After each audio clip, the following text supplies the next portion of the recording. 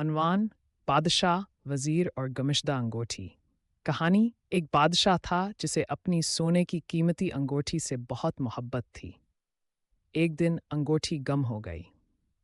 بادشاہ کو بہت غصہ آیا اور پورے محل کو الٹ پلٹ دیا گیا، مگر انگوٹھی نہ ملی۔ بادشاہ نے اپنے وزیر سے کہا، اگر انگوٹھی نہ ملی تو تمہیں سزا ملے گی۔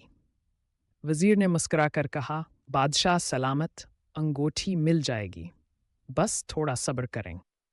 وزیر نے سب ملازمین کو جمع کیا اور صرف ایک سوال کیا، اگر کسی کے پاس کوئی چیز ہو جو اس کی نہ ہو اور وہ اسے واپس کر دے تو کیسا محسوس کرے گا؟ سب خاموش رہے، مگر ایک نوکر کانپنے لگا۔